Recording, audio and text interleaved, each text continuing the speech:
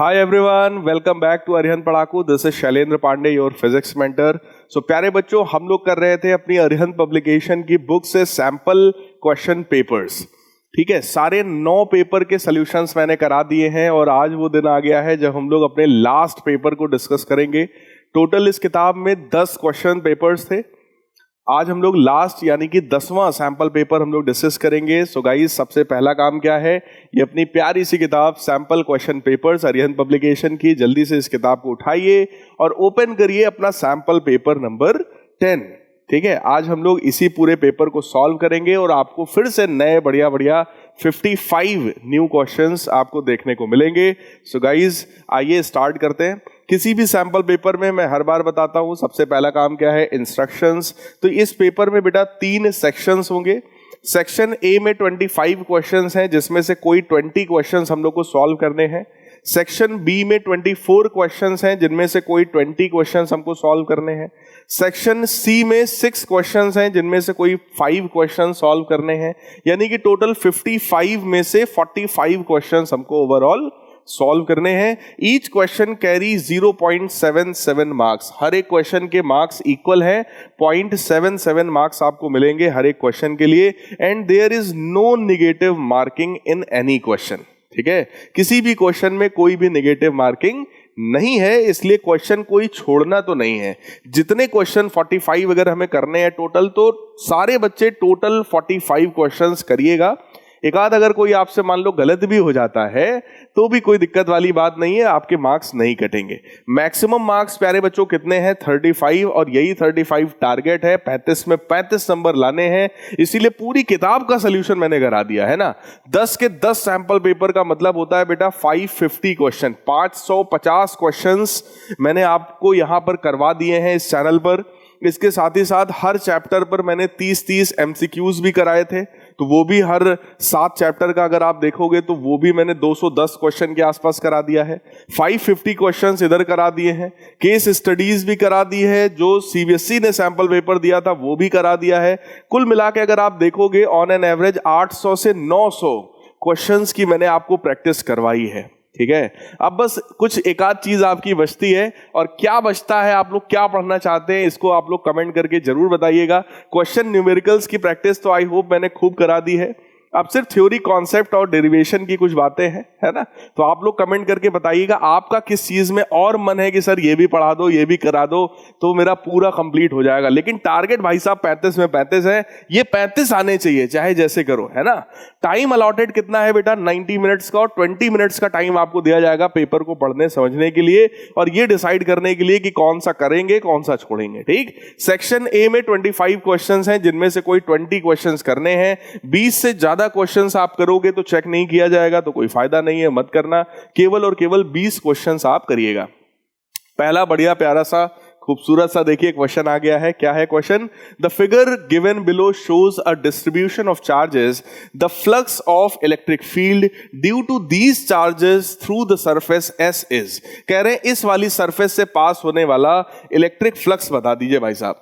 जब भी हम लोग इलेक्ट्रिक फ्लक्स की बात करते हैं प्यारे बच्चों, तो इलेक्ट्रिक फ्लक्स जो हमारा होता है that is equal to Q in by epsilon naught. अंदर के चार्ज के बारे में बेटा अगर सोचेंगे तो Q और Q ये दोनों पॉजिटिव है, 2Q हो जाएगा.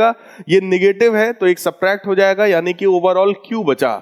या पूरा मैं लिख दूं तो 2Q minus Q whole divided by epsilon naught. इसका मतलब टोटल फ्लक्स कितना हो गया, that is Q by epsilon naught. ऐसा ऑप्शन कौन सा है हमारा, ए ऑप्शन है गाइस. तो पहले क्वेश्चन का करेक्ट आंसर कौन सा हो गया हमारा, ए वाला ऑप्शन. आसान क्वेश्चन है, गॉस थ्योरम पर बेस्ड है. दूसरा क्वेश्चन हमारा है, all charges on a conductor must reside on its outer surface. This statement is true for hollow sphere. Yes, उसके लिए होता है. Solid and hollow spheres both, ये भी सही है. कंडक्टर्स विद स्मूथ एजेस, ये भी सही है. एंड ऑल ऑफ दीज, इसका मतलब गाइज यहां पर करेक्ट आंसर हमारा कौन सा है, डी वाला ऑप्शन. हमारे चारों ऑप्शंस यहां पर, तीनों ऑप्शन सही थे, सो करेक्ट आंसर था लास्ट वाला. थर्ड क्वेश्चन है, an electric dipole of dipole moment P is placed in a uniform external electric field E. Then torque experienced by the dipole is E dot P. Torque is 0 if dipole is perpendicular. देखो बेटा सीधी सी बात यह है कि अगर हमने किसी भी इलेक्ट्रिक डाइपोल को इलेक्ट्रिक फील्ड में रखा है तो उसके ऊपर टॉर्क लगता है और उस टॉर्क का फॉर्मूला होता है tau is equal to P E sine theta.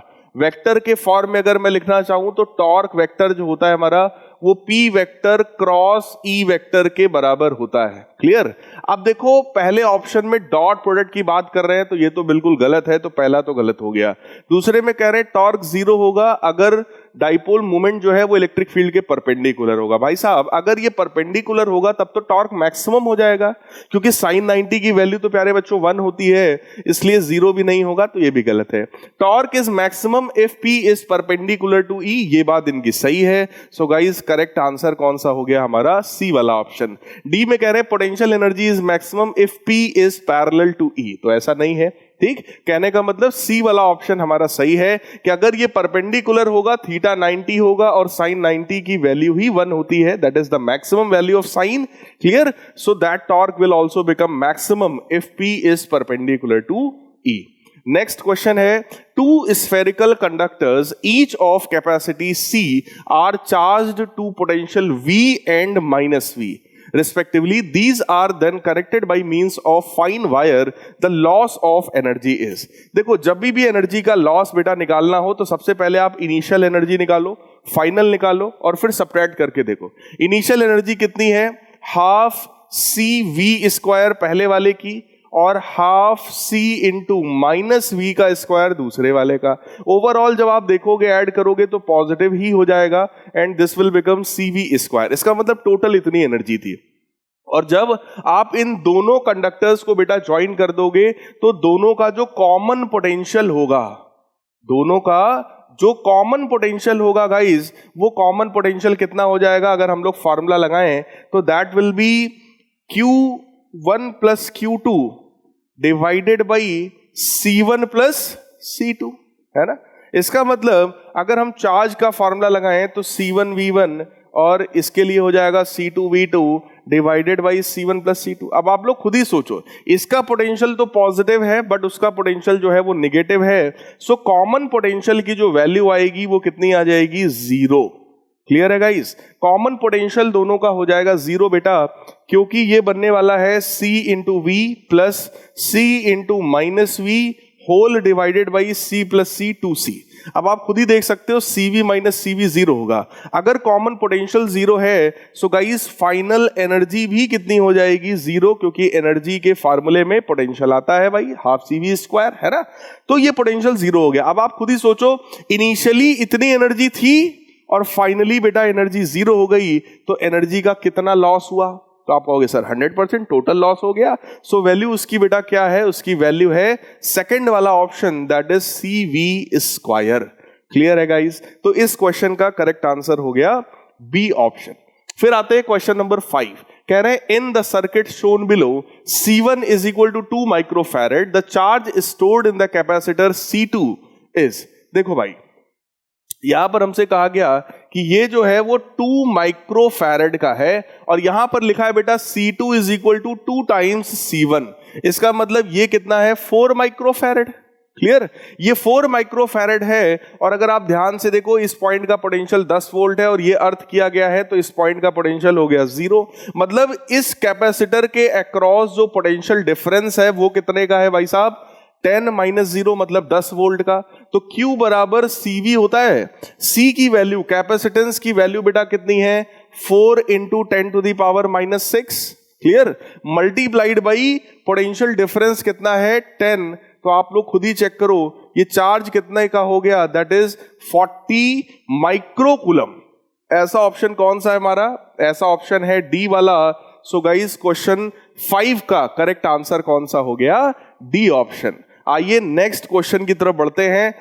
6th question, a hollow metal sphere of radius 5 centimeter is charged such that potential on its surface becomes 60 volt।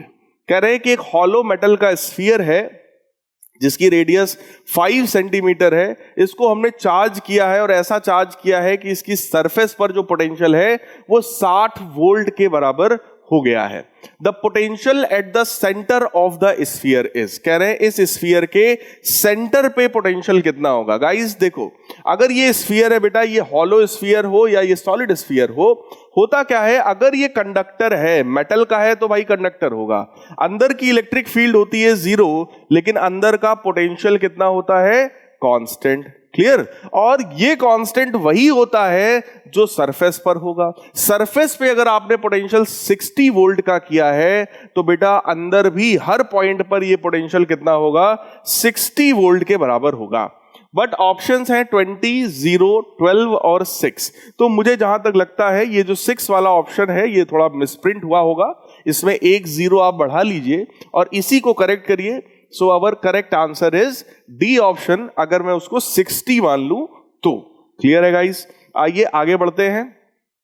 7th question है, the electric potential V is given as a function of distance x by V is equal to this. The ratio of the magnitude of the electric field at x is equal to 2 and at x is equal to 3 is. देखो भाई, अगर x की value 2 पर हम लोग check करें तो x की वैल्यू 2 पर बेटा जब निकालोगे तो इलेक्ट्रिक फील्ड की वैल्यू होती है माइनस का del v upon del x. So this will become minus of, differentiation अगर मैं करूंगा तो कितना आएगा बेटा इसका, 4x प्लस 5, 4 कांस्टेंट है 0 हो जाएगा, और इसमें x की जगह मैं 2 रखूंगा तो ये बनेगा माइनस का 8 प्लस 5, और 8 और 5 मिलकर के कितना हो जाएगा, सो माइनस का 13 यूनिट।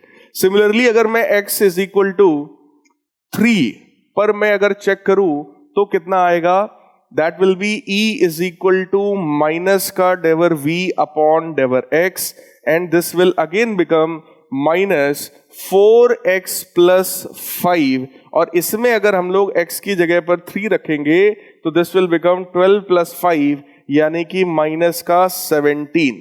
सो गाइज हमसे कहा गया था रेशियो बताओ, तो रेशियो बेटा कितना हो जाएगा, -13 upon -17। So that ratio is given in the C option, that is 13 upon 17। Clear है? अच्छा आसान क्वेश्चन है, simply we can solve it. Question number 8 देखते हैं। 8वां क्वेश्चन क्या है, 2 point charges plus q and minus q are held fixed at minus d, 0 and plus d, 0। तो आइए डायग्राम बनाते हैं। देखो यहां कहीं पर पॉइंट है माइनस डी, 0 और यहां कहीं पर पॉइंट है प्लस डी, 0, और हमसे यह बोला गया इन दोनों पॉइंट्स पर एक एक चार्ज है।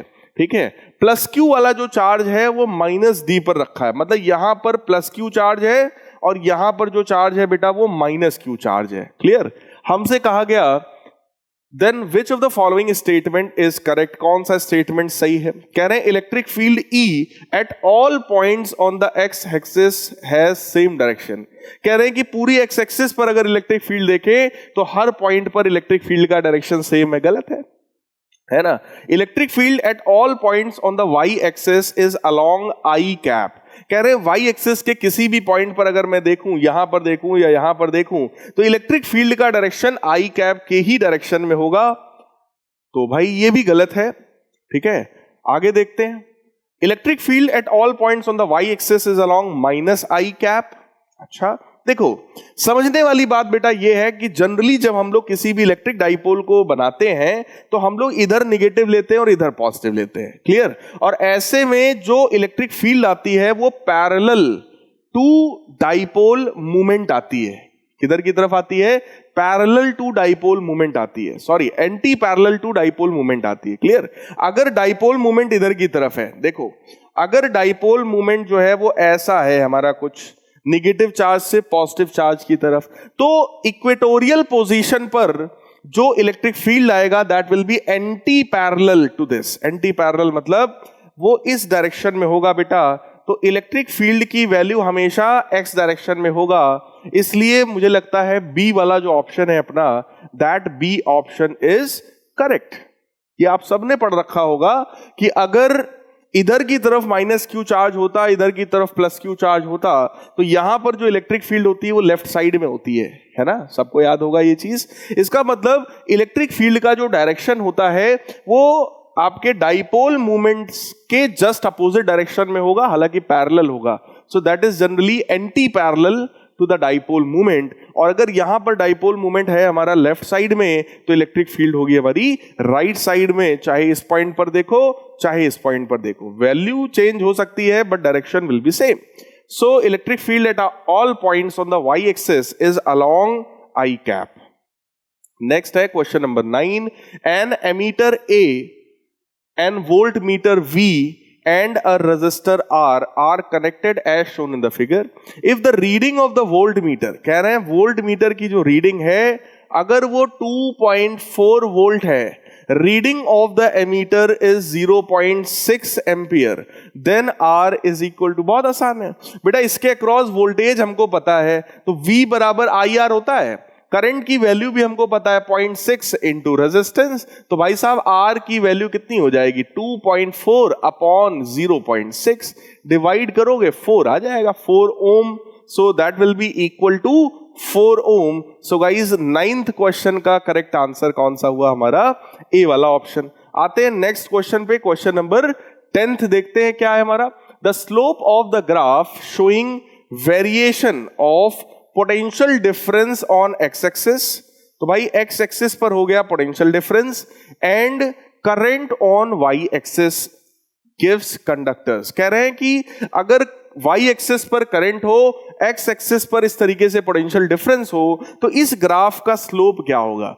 देखो बेटा, किसी भी ग्राफ के स्लोप का मतलब होता है delta Y upon delta X, मतलब वाई एक्सिस पर जो लिखा है उसमें चेंज, तो वाई एक्सिस पे क्या है करंट है तो करंट में change, divided by x axis पे जो लिखा है उसमें चेंज, यानी कि पोटेंशियल डिफरेंस। तो अब आप खुद ही सोचो, delta I upon delta we अगर मैंने लिखा है, देखो वी बराबर आई आर होता है, ठीक है, तो अगर आप लिखोगे आई अपॉन वी, तो that will be equal to what, that will be equal to 1 by resistance. तो ये जो स्लोप है वो स्लोप रेसिप्रोकल ऑफ रेजिस्टेंस को बताता है, तो रेजिस्टेंस का reciprocal, yes that is our option C. So guys 10th question का करेक्ट आंसर कौन सा हुआ, सी वाला ऑप्शन।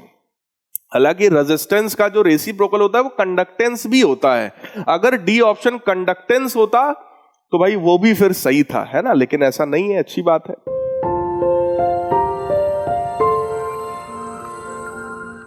सो 11th क्वेश्चन हमारा क्या है, a metallic resistor is connected across a battery, if number of collisions of the free electron with the lattice is somehow decreased in the resistor, by example cooling it, then current will।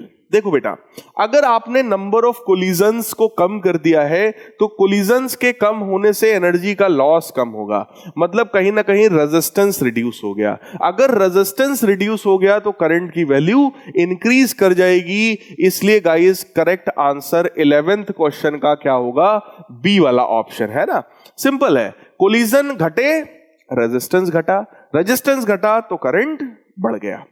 Next है question number 12, हमसे कह रहे हैं the potential difference between the point A and be in the circuit shown below is 16 volt. कह रहे हैं कि ये जो हमारा ए से बी के बीच का जो पोटेंशियल डिफरेंस है वो 16 वोल्ट के बराबर है। Which of the following statement is correct, कौन सा स्टेटमेंट है यहां पर जो करेक्ट है, that is the current through 2 ohm resistor. कह रहे हैं 2 ओम वाले रेजिस्टर के थ्रू जो करंट है वो 3.5 एम्पियर का है, current through 4 ohm resistor is 2.5 ampere, current through 3 ohm resistor is 1.5 ampere. Potential difference between the terminal of the 9 volt battery is 8 volt। तो आइए चेक करते हैं, कुल मिला के हमें करंट के बारे में जानकारी चाहिए, तो लिखना शुरू करते हैं भाई। देखिए यहां पर क्या है कि हमको पोटेंशियल डिफरेंस पता है 16 वोल्ट के बराबर, so we are writing the expression. Let us suppose कि यहां से कुछ आई करंट निकल रहा है, अगर आई करंट निकलेगा तो बेटा इधर I1 करंट जाएगा और इधर जो है वो I माइनस I1 करंट जाएगा, ठीक। ये करंट फाइनली यहां पर वापस ऐड होकर के I करंट बन जाएगा और इस तरीके से करंट जाएगा। अगर I करंट ऐसे जा रहा है तो सबसे पहला काम हम लोग क्या करेंगे, प्लस माइनस बनाएंगे, ये प्लस हो गया ये माइनस हो गया। ऐसे ही यहां पर भी बेटा एक रेजिस्टर होगा, जो इंटरनल रेजिस्टेंस है इस सेल का वो भी होगा और उसमें भी ये प्लस है ये माइनस है। ऐसे करंट जा रहा है, अगेन ये प्लस है ये माइनस है, और यहां पर भी एक रेजिस्टर है, तो उसमें भी ये प्लस है, ये माइनस है। क्लियर? जब इस तरीके से जाएगा तो मैं एक्सप्रेशन लिखना शुरू कर रहा हूं। ए पॉइंट का पोटेंशियल हमने लिखा VA माइनस 4I, फिर यहां पर हम पहुंचे माइनस का 9 माइनस I1, फिर आगे बढ़े हम पहुंचे माइनस का 3 माइनस का I माइनस का 3I is equal to the potential VB। VA minus VB हमारा 16 है, सो दैट विल बी 9 और ये 3 ऐड होकर के होगा -12, उधर जाएगा तो बन जाएगा प्लस का 12। क्लियर? ये है 4I, ये है I और ये है 3I, तो ये भी -4I, तो ये इधर जाकर के बनेगा बेटा 8I और ये I1 जब उधर जाएगा तो दिस विल बिकम प्लस का I1। तो हमारे पास एक्सप्रेशन क्या आया? 4 is equal to 8I plus I1। This is our first equation. Clear है? आई होप आपको ये इक्वेशन समझ में आई होगी। अब इस दूसरे वाले इस वाले लूप में भी लगा रहे हैं ताकि एक इक्वेशन हमको और मिल जाए और हम लोग फिर क्वेश्चन को सॉल्व कर पाए। अगर इसमें हम लिखेंगे तो क्या बनेगा? माइनस का 9 माइनस का I1, ठीक। अगर ऐसे करंट आ रहा है तो ये प्लस ये माइनस है, सो प्लस का 2 times I minus I1 minus 9 minus I1 plus का 2 times I minus I1 that is equal to 0। उस लूप में हमने लगाया, so this will become 2I minus 2I1, तो ये बन जाएगा माइनस का 3I1 is equal to 9। This is our equation number 2। तो ये पहली इक्वेशन है, ये दूसरी इक्वेशन है। अब अगर मैं यहां पर सॉल्व करूं, क्योंकि यहां पर देखो सभी ऑप्शंस में करंट की बात किया गया है, ठीक है, तो हमें क्या करना पड़ेगा? हमें इन दोनों इक्वेशंस को सॉल्व करके इन करंट्स की एग्जैक्ट वैल्यू निकालनी पड़ेगी। सो I1 की वैल्यू यहां से मैं निकाल के यहां रख रहा हूं, और जैसे रख रहा हूं देखो 2I माइनस 3 टाइम्स I1 की जो वैल्यू है वो हम लोग इस इक्वेशन से रख रहे हैं निकालकर, तो I1 हमारा कितना हो जाएगा? 4 minus 8I, that will be equal to 9। तो ये क्या बन गया? 2I minus 12 plus 24I is equal to 9, तो ये बन जाएगा 26I is equal to 12 plus 9 हो जाएगा हमारा 21। तो I करंट की वैल्यू हमारे पास आ गई 21/26 एम्पियर। इसका मतलब जो डायरेक्शन हम लोगों ने माना है वो डायरेक्शन सही है, वैल्यू है 21/26 एम्पियर। देखो बेटा, अब अगर हम लोग चेक करें कि 4 ओम रजिस्टर के थ्रू करंट 2.5 है, क्या गलत है? ये जो करंट है ये तो 1 से भी छोटा होगा, तो 2.5 तो सवाल ही नहीं उठता। करंट थ्रू 3 ओम रजिस्टर, 3 ओम के थ्रू जो करंट है वो 1.5 है, तो ये भी नहीं हो सकता, 1 से छोटा होगा, है ना। तो अब ए ऑप्शन हो सकता है या डी वाला हो सकता है, आइए चेक करते हैं। ठीक, देखो अगर हम लोग चेक करते हैं और आगे बढ़े, हम इस I की वैल्यू को उठाकर इन दो में से किसी एक इक्वेशन में रख के I1 निकालें, ठीक है। तो I1 की वैल्यू बेटा कितनी आएगी? I1 will be 4 minus 8I, और I की वैल्यू कितनी है? 21/26, ठीक है।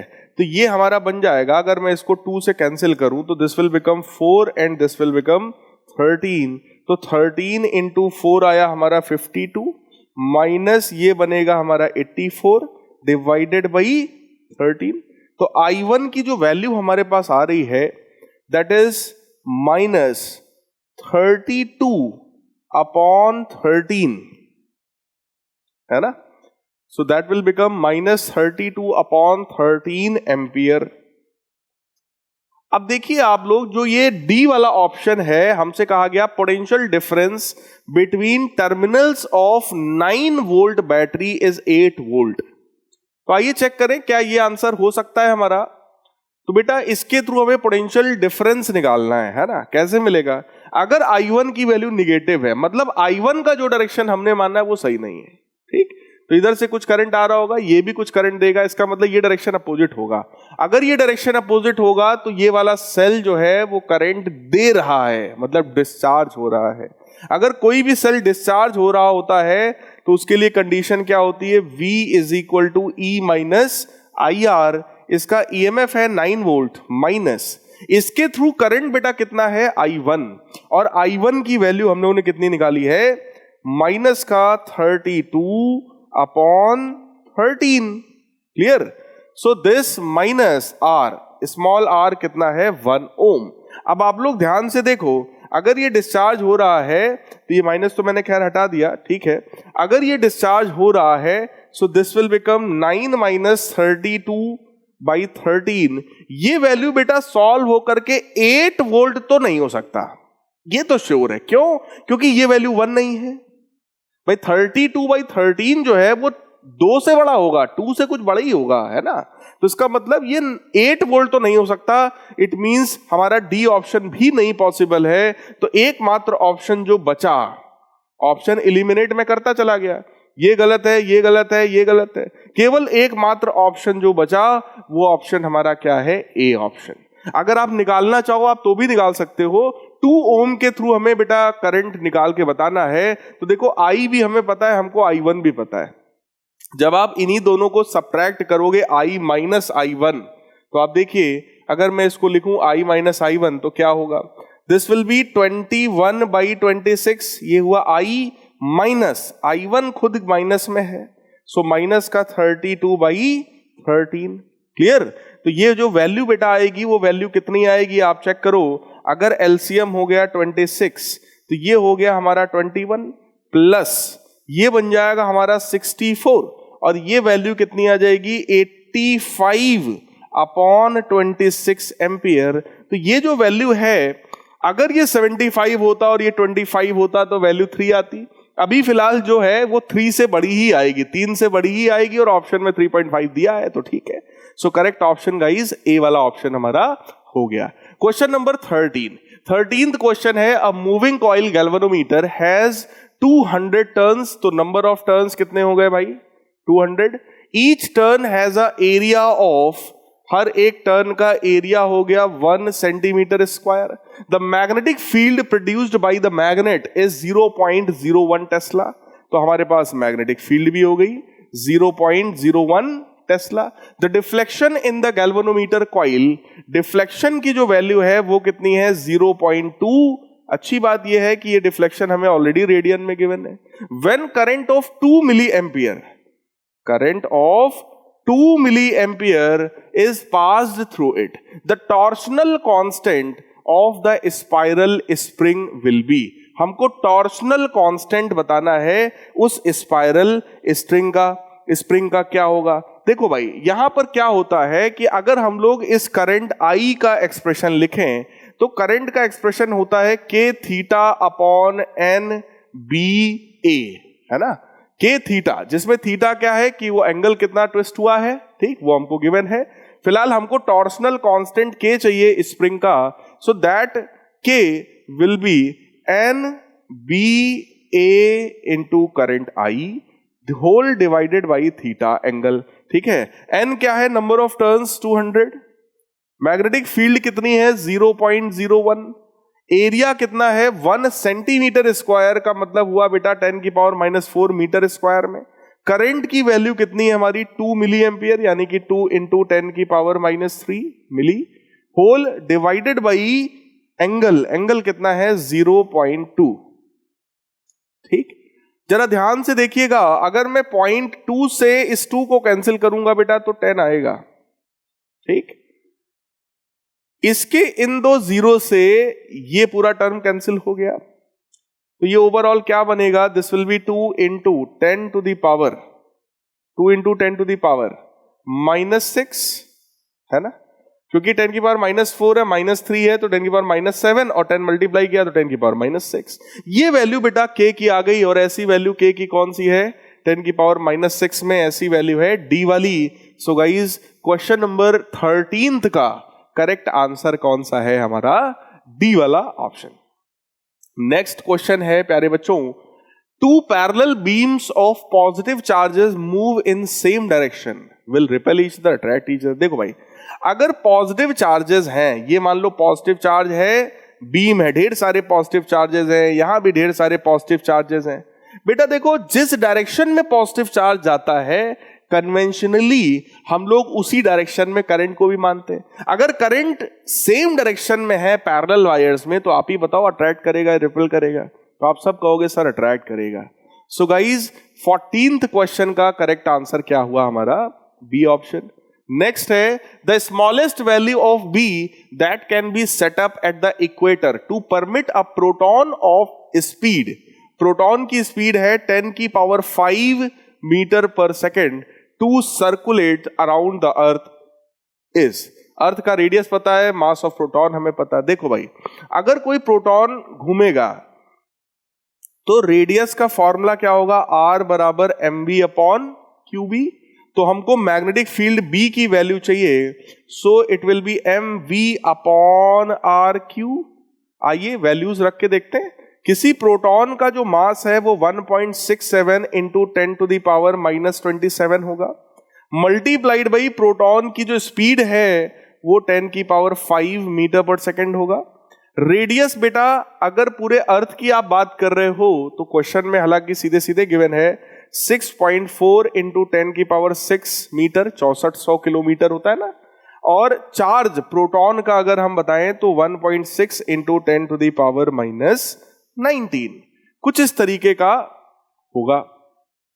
इसी को हमें सिंप्लीफाई करना है और इसको सिंप्लीफाई करके we can get our answer. वो आंसर हमारा 15th क्वेश्चन का होगा गाइज, ए वाला ऑप्शन। सो इसको आप लोग बेटा सिंप्लीफाई करिएगा और मैच करा करके देखिएगा कि इसको सिंप्लीफाई करने पर क्या वैल्यू 1.63 इंटू 10⁻⁻10 टेस्ला के आसपास आ रही है कि नहीं आ रही है। ठीक है, देखो क्वेश्चन बड़ा सिंपल सा है। ऐसे क्वेश्चंस में कॉन्सेप्ट मोर इंपॉर्टेंट है, बाकी तो सिर्फ कैलकुलेशन का काम है, वो आप लोग ईमानदारी से करेंगे तो बिल्कुल सही आंसर आपका आएगा। ठीक, आइए अगला है question number 16। Magnetic field produced inside a solenoid of infinite length is directly proportional to current flowing through it, directly proportional to number of turns, inversely proportional to number of turns, या both A and B। देखो, किसी भी infinite length का solenoid है, उसके अंदर जो magnetic field होती है उसका फॉर्मूला होता है μ0NI, जहां पर n क्या होता है? Number of turns per unit length. तो देखो, डायरेक्टली प्रोपोर्शनल टू करंट है, यस सही है। Directly proportional to number of turns, yes सही है। Inversely proportional to number of turns गलत है। इसलिए गाइस करेक्ट ऑप्शन कौन सा हुआ हमारा? डी वाला। ए भी सही है, बी भी सही है। ठीक है। The ultimate individual unit of the magnetism is dipole. ऐसा क्वेश्चन हम लोगों को प्रीवियस सैंपल पेपर में भी मिला था। किसी भी मैग्नेट में सबसे लीस्ट जो हो सकता है वो डाइपोल है। इससे ज्यादा सिंगल पोल एग्जिस्ट करता नहीं है, इससे ज्यादा छोटा हम किसी मैग्नेट को नहीं कर सकते भाई। ठीक है। Magnetic field lines due to a bar magnet is same as the magnetic field lines produced by a toroid current carrying coil, solenoid या ए एंड सी। देखो बेटा, किसी भी सोलेनॉइड से हम कंपेयर कर सकते हैं। बार मैग्नेट का जो फील्ड लाइन का पैटर्न है वो बिल्कुल और 100% सोलेनॉइड की तरीके से, सोलेनॉइड से मैच करता है। इसलिए गाइज इसका करेक्ट आंसर कौन सा हुआ हमारा? सी वाला ऑप्शन। फिर कह रहे हैं Faraday's law is expressed by the following formula. तो भाई साहब, फैराडे का लॉ क्या कहता है? E बराबर माइनस का d∅dt। d∅dt का मतलब हुआ n डेल्टा फाई या d phi upon delta t। Simple है, ऐसा जो ऑप्शन हो बेटा वही हमारा आंसर होगा। तो ये तो नहीं है, माइनस का n d∅dt हो सकता है, माइनस d/dt φ/n गलत है, n d∅dt। तो इस वाले ऑप्शन को हम करेक्ट बोलेंगे। क्लियर? सो फैराडेज लॉ के अकॉर्डिंग हमारा करेक्ट आंसर कौन सा हुआ? बी वाला ऑप्शन। ये दिस इज द करेक्ट। देखो बेटा, जब भी हम लोग फैराडे लॉ की बात करते हैं ना, तो हम लोग इस माइनस को भी लेकर के चलते हैं। हालांकि ये बात लेंज ने बताया था। ठीक है, ये करेक्शन किसने किया था? लेंज साहब ने। तो लेंज लॉ होता है, बट फिर भी अगर फैराडेज लॉ की बात आए और अगर ऑप्शन में ये हो तो हम इसी को लेके चलेंगे। अगर ऑप्शन में ये ना होता तो फिर मैं इसको सही कर देता। ठीक है, आइए नेक्स्ट क्या है हमारा क्वेश्चन नंबर 20, इसमें कहा जा रहा है a circular coil expands radially in a region of magnetic field and no EMF is produced in the coil. कह रहे हैं कोई ईएमएफ प्रोड्यूस नहीं हुआ।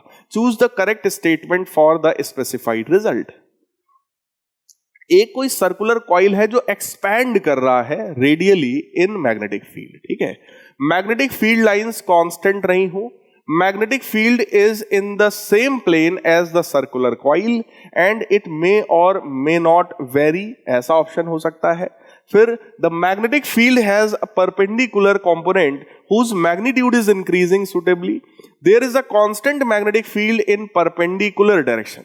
देखो भाई, अगर कोई कॉइल मैग्नेटिक फील्ड में रखो और ये कॉइल एक्सपैंड हो, एक्सपैंड होने का मतलब क्या है बेटा, इसका एरिया बढ़ रहा है, ठीक। अब अगर इसका एरिया बढ़ रहा है उसके बाद भी ईएमएफ नहीं आता, मतलब चेंज इन फ्लक्स नहीं हो रहा है। एरिया अगर बढ़ रहा है बेटा, इसका मतलब कहीं ना कहीं ये है फ्लक्स में चेंज होना चाहिए।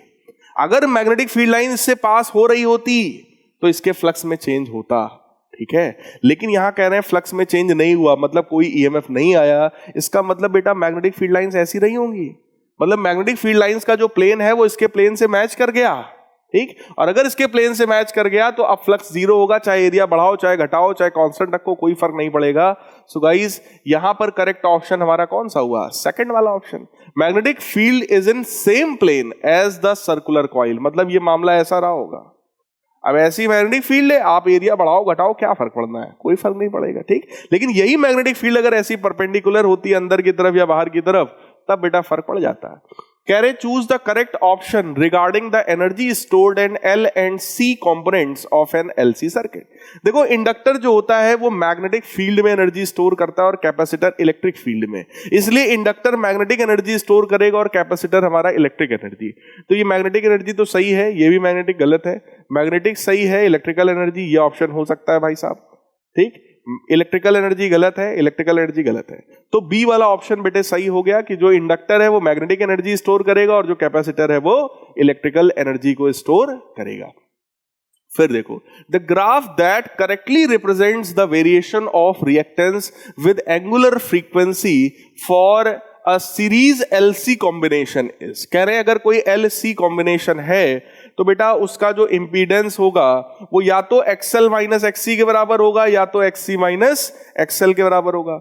अगर वो एक्ससी माइनस एक्सएल के बराबर होगा तो ये वैल्यू देखो 1/ओमेगा सी माइनस ओमेगा एल के बराबर हो जाएगा, ठीक। हमको जो ग्राफ देखना है वो इसी रिएक्टेंस और इसी फ्रीक्वेंसी के बीच में देखना है, ठीक है। अब बेटा देखो, अकॉर्डिंग टू ग्राफ, अगर मैं ओमेगा की वैल्यू को 0 ले लूं इनिशियली, अगर ओमेगा 0 मैं ले लूं तो उस कंडीशन में जो रिएक्टेंस है या इंपीडेंस है वो कितना हो जाएगा भाई, देखो जरा ध्यान से, 1/0 हो जाएगा। तो ये तो इनफाइनाइट हुआ, ये टर्म 0 हो गया तो ये इनफाइनाइट हो गया। अब आप देखो ऐसा कौन सा ऑप्शन है जिसमें इनिशियली z की वैल्यू इनफाइनाइट है, यहां पर z की वैल्यू फाइनाइट है, ठीक। यहां पर z की वैल्यू 0 है, यहां पर z की वैल्यू इनफाइनाइट है और यहां भी z की वैल्यू इनफाइनाइट है। इसका मतलब या तो ऑप्शन हमारा A होगा, सॉरी C होगा, या तो ऑप्शन हमारा B होगा। अब थोड़ा आगे देखते हैं, इंफिनिटी पर देखते हैं, मतलब बहुत आगे जब बढ़ जाएंगे तब क्या होगा मामला। तब अगर हम लोग z की वैल्यू देखें, देखो 1/infinity तो 0 हो जाएगा, लेकिन ये क्या होगा, दिस विल बिकम -infinity, ठीक। -infinity जैसा कुछ दिखाई पड़ रहा है, इसका मतलब ये तो जा रहा है इधर की तरफ, तो ये तो जो वैल्यू है अगर बहुत आगे आप फ्रीक्वेंसी पे देखोगे तो 0 की तरफ बढ़ रहा है। यही एक ऑप्शन है जिसमें आगे बढ़ने पर ये वैल्यू हो सकता है इन्फिनिटी पर चली जाए। सो गाइज, हमारा करेक्ट ऑप्शन कौन सा हो गया, डी वाला ऑप्शन, क्लियर। लेकिन अगर यहीं पर हम मानते एक्सएल माइनस एक्ससी, तब उस कंडीशन में यही ग्राफ हमारा कुछ ऐसा होना चाहिए था, जस्ट उल्टा, क्लियर। लेकिन ठीक है, वैसा नहीं है तो कोई बात नहीं भाई। क्वेश्चन नंबर 23 देखते हैं। An AC voltage is applied to resistor and inductor in series if R and inductive reactance both are equal to this. R की वैल्यू जो है वो 3 ओम है और जो इंडक्टिव रिएक्टेंस है एक्सएल वो भी कितना है हमारा, 3 ओम है। Phase difference between the applied voltage and the current in the circuit is. कह रहे दोनों के बीच का जो फेज डिफरेंस है वो कितना होगा। अच्छा भाई देखो, एसी वोल्टेज जो है वो रेजिस्टर इंडक्टर में आपने लगाया, ठीक, दोनों की वैल्यू सेम है, फेज डिफरेंस हमसे पूछा जा रहा है। देखो फेज डिफरेंस का अगर मैं फॉर्मूला लगाऊं tan phi, तो tan phi बेटा कितना होगा, that will B XL by R, है ना, सिंपल। tan phi क्या होता है, XL by R। XL और R अगर हमारा सेम है तो यही phi हमारा कितना हो जाएगा भाई, tan में 45 डिग्री होना चाहिए, tan 45 की वैल्यू 1 होती है, इसका मतलब ये फेज डिफरेंस π/4 होना चाहिए, और π/4 जैसा ऑप्शन हमारा ए वाला है। सो 23rd क्वेश्चन का करेक्ट आंसर गाइस कौन सा हुआ, ए वाला, ठीक। 24th क्वेश्चन क्या है, to reduce the resonant frequency in an LCR circuit with a generator, which of the following statement is correct. कह रहे हैं कि to reduce the resonant frequency, अगर हमें रेजोनेंट फ्रीक्वेंसी को घटाना है एलसीआर में तो क्या करना पड़ेगा। देखो भाई, रेजोनेंट फ्रीक्वेंसी का जो फार्मूला होता है दैट इज 1/2π√LC। अब आइए देखते हैं हमारे ऑप्शंस क्या क्या है। The generator frequency should be reduced, कह रहे हैं जनरेटर की फ्रीक्वेंसी को घटा दो। Another capacitor should be added in parallel to the first, कह रहे हैं कि एक और कैपेसिटर पहले वाले कैपेसिटर के साथ पैरेलल में जोड़ दो। बेटा अगर कैपेसिटर को मैं पैरेलल में जोड़ूंगा तो इक्विवेलेंट कैपेसिटेंस का फॉर्मूला क्या होता है, C इक्विवेलेंट बराबर C1 plus C2 and so on. अगर आप पैरेलल में जोड़ोगे तो कैपेसिटेंस बढ़ जाएगा, अगर ये कैपेसिटेंस हमारा बढ़ गया, डिनोमिनेटर बढ़ गया, तो फ्रीक्वेंसी की वैल्यू घट जाएगी। और हमसे यही तो बोला गया था, रिड्यूस द फ्रीक्वेंसी। तो मुझे लगता है बी वाला ऑप्शन तो सही हो सकता है। चलो आगे भी देख लेते हैं। The iron core of the inductor should be removed, कह रहे हैं कि इंडक्टर का आयरन कोर हटा दो। अरे भाई साहब, अगर आयरन कोर हटा दोगे तब तो एल वैल्यू कम हो जाएगी, एल वैल्यू कम हो जाएगी तो फ्रीक्वेंसी बढ़ जाएगी। डाइलेक्ट्रिक कांस्टेंट कह रहे हैं हटा दो, डाइलेक्ट्रिक कांस्टेंट हटाओगे तो भी जो सी है हमारा घट जाएगा, ये घट जाएगा तो ये बढ़ जाएगा। इसका मतलब गाइस करेक्ट ऑप्शन कौन सा हुआ हमारा, बी वाला, कि अगर आपने पैरेलल में एक और कैपेसिटर जोड़ा तो इक्विवेलेंट कैपेसिटेंस बढ़ जाएगा, और वो बढ़ गया तो फ्रीक्वेंसी की वैल्यू घट जाएगी। सेक्शन ए के लास्ट क्वेश्चन पे हम लोग आ गए। 25th क्वेश्चन हमारा कह रहे हैं a small signal voltage V0 sin omega t is applied across an ideal capacitor, then which of the following is the correct result of it? Over a full cycle, capacitor does not consume any energy from the voltage source. Current I is in phase with the voltage. देखो बेटा, अगर आपने capacitor को connect कर रखा है तो current आगे रहा होगा 90 डिग्री EMF से। Current leads the voltage by 180 degree, नहीं, current lags voltage by 90 degree. कह रहे हैं कि जो करंट है वो 90 डिग्री लैग कर रहा है, गलत है भाई। तो करंट लैग नहीं करेगा, 180 डिग्री से लीड नहीं कर सकता, 90 से कर सकता। अगर 90 होता तो हम सही कर देते। करंट फेज में भी नहीं है, ये भी गलत है। तो तीन तो गलत हो गए भाई साहब। तो फिर कौन सा ऑप्शन है हमारा बचा, ए वाला ऑप्शन। अब बात आई ए ऑप्शन में क्या कहा जा रहा है, over full cycle capacitor does not consume any energy from the voltage source. कह रहे हैं कोई एनर्जी कंज्यूम नहीं किया। देखो इसको हम लोग कैसे एक्सप्लेन कर सकते हैं बेटा, एनर्जी कंज्यूम्ड का लेना देना होता है पावर से, ठीक है। पावर का फॉर्मूला क्या होता है, ERMS IRMS into cos phi। अगर ये प्योरली कैपेसिटिव सर्किट है तो ये फेज डिफरेंस बेटा कितना होगा, 90। फेज डिफरेंस 90, cos 90 जीरो होता है, इसलिए पावर जो है हमारा वो जीरो हो जाएगा। अगर पावर जीरो हो गया तो एनर्जी सप्लाइड भी कितना हो गया हमारा, जीरो हो गया। इसलिए ए वाला ऑप्शन हम करेक्ट मान सकते हैं। सो गाइज ये था हमारा सेक्शन ए, जिसमें हमारे पास 25 क्वेश्चंस थे, हम 20 करने थे, हालांकि मैंने सारे करके आपको बताए हैं। आते हैं सेक्शन बी की तरफ। इसमें टोटल 24 क्वेश्चंस हैं, जिसमें से आपको केवल 20 क्वेश्चन सॉल्व करने हैं। ज्यादा करने का फायदा नहीं है, 4 क्वेश्चंस आपको यहाँ छोड़ने हैं क्योंकि फिर चेक नहीं किया जाएगा, है ना। आइए आगे बढ़ते हैं। क्वेश्चन नंबर 26 को देखते हैं क्या है। 26 क्वेश्चन में कह रहे हैं in neon gas discharge tube neon ions moving through cross section of the tube each second, एक सेकेंड की बात कर रहे हैं, to the right is this. अच्छा देखो, नियॉन आयंस जो हैं ये आयंस राइट में जा रहे हैं और इतने सारे हैं, वाइल इतने इलेक्ट्रॉन्स मूव टूवर्ड्स लेफ्ट। कह रहे हैं कुछ इलेक्ट्रॉन्स हैं वो लेफ्ट में जाएंगे। देखो बेटा, अगर नियॉन जो है राइट में जाएगा तो करंट हम राइट में मानेंगे, इलेक्ट्रॉन लेफ्ट में जाएगा तो भी हम करंट राइट में मानेंगे, ठीक है। तो ओवरऑल करंट जो होगा वो हम राइट साइड में मानेंगे। और करंट का फॉर्मूला क्या होता है, Q/T। चार्ज का फॉर्मूला क्या है, NE/T। है ना।